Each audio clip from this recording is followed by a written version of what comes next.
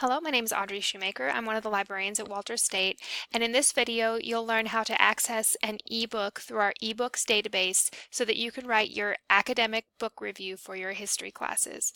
You may think it's difficult to access an academic book because you're not going to the physical library, but Walter State actually offers thousands and thousands of ebooks through our databases. These are easily accessible either by going directly to the library website, which is library.ws.edu, or you can just go to the main Walter State homepage and click on library right here. This is the library's main page. That's me right there. And if you ever have any problems with this process, you can always contact a librarian. I suggest you call the circulation desk and you will be connected to a librarian if we're open, which is most days 8 a.m. to 4 p.m. You can do that, or you can also email us here at the library, or you can use the chat function right here. And if you're having problems, the circulation staff will send that to a librarian and they can help you that way as well. To access ebooks through our databases, first you want to click on this link over here that says A to Z database list. Now Walter State actually has 103 different databases. There's our chat. No thanks. 103 different databases, and they're all different kinds of databases. We have ones for hospitality workers, we have ones for agriculture, a bunch of different kinds. So an important part of this is choosing the correct database. To do that, you should go up to all subjects and weed it down to the databases most likely to help you in history. Now we're in the databases that have history resources in them, and the database you want to access ebooks through is, of course, the ebook academic collection. A quick word about academic books. An academic book is written for an academic audience, so an audience of experts in history generally, in this case. You want to make sure of a few things when you're looking for these books. They tend to not be less than 100 pages. If you found one of those, it's more likely a book for a popular audience, which means you, me, people who don't necessarily study this for a living. They also tend to be single volume, which means not things like series or encyclopedias, things like that. So it's a single volume. It discusses one main topic. So a giant book about the American Revolution that has a whole bunch of different chapters in it is not the same as finding a book that discusses medical advances during the American Revolution. We want to find something that's a little more specific than just a broad topic. Additionally, when we find these things, and I'll show you in a minute, we look for books that have an abstract. So let me show you what that looks like. The ebook collection has hundreds of thousands of books in it, but if we can't just browse the collection to find things. So we want to find things that are a little bit closer to what we're interested in. Let's say because I'm in a Tennessee history class, let's start with that. You don't necessarily have to capitalize things, but you do have to spell things correctly. You can just start by searching Tennessee and history. What this does is it tells the database all the books that you bring me back from this search have to be about Tennessee and about history. And when I click search, I'll see that there are 290 books that are just brought up just by that basic topic. You can leave it at that, but if you're more interested in something specific, we can actually do that search up here as well. Let's say I want to search just the Civil War period of Tennessee history. One thing that you should do is if you have a multi-word search term, you put quotation marks around it and it tells the database those two words have to show up together. Otherwise, if I just put in civil and war, the database will search those words separately and I'll find lots of things about the civil rights era, and I'll also find lots of things about other wars that occurred. So we want to make sure we put those terms together and we tell that to the database by using those quotation marks.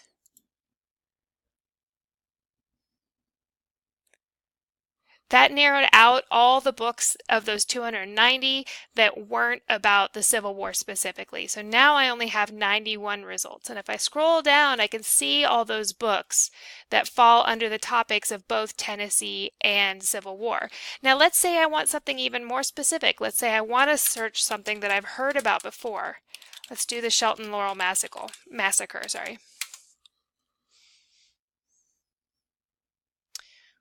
All right, so I'm not finding anything under that, and that's pretty typical. You'll find that maybe specific things don't show up, so I'm going to go back to those Civil War results and see what's available to me under that topic. So some things to look for to make sure that you're getting a book that's an academic book. First, we want to see who the press is that released the book. This is University of Georgia Press. This one is Southern Illinois University Press. This one is not one that's actually an academic book. This is the Tennessee State Constitution, the actual Constitution. If you're in a history class and you're watching this, then you know that that's a primary source. It was written during an event. It's a product of history. Instead, we want to find these books that are more like discussions of things that happened along with interpretation and use of evidence from different places. Those are secondary sources. There's someone looking back on the period and trying to interpret a whole bunch of evidence about the topic. Another from University of Alabama Press. This one's from UT. So these books that show me that I have an academic press publishing in them, that's a really good hint that I found an academic book. Most of these are individual books about individual topics. So the Knoxville campaign, that's a very specific topic within Tennessee's Civil War history. I'm going to open it up. And a couple things I can do here. This right here is called an abstract, or at least it would be on an article length. In a book, it's called a description. But it gives us an idea of what is in the book. Books that are written for a popular audience don't have a very detailed description. A lot of the academic books, will have a very detailed description here as well. Make sure when you go to these categories that they don't say juvenile in them. Some of our books in this database, while they do treat historical topics, are written for a younger audience. We want to make sure we're looking at things that are written for an adult, educated, somewhat expert audience. So we want to make sure. Now, if one of these topics here is more interesting to you than the actual book you found, the great thing is that they're hyperlinked, so you can actually click here and it will show you all the books in this database that are about the Civil War of that period. They're not all about Tennessee though, so double check that category when you click on it, but sometimes it can lead you to some really cool things. Down here we can see the table of contents of the books. That's helpful in determining what's inside of it. So let's say I want to use this book for my paper. To read the book, I can go over here on the left-hand side to where it says PDF full text. It will open the book as if I'm in an e-reader. I can click through it. I can read it cover to cover this way if I want, and I can access it from home that way. It'll take a minute to load, but I can read through the book this way. If you want to download sections of it, you can go up here to where it says Save Pages.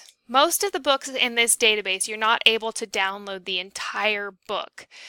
What you can, however, do is download limited sections of it.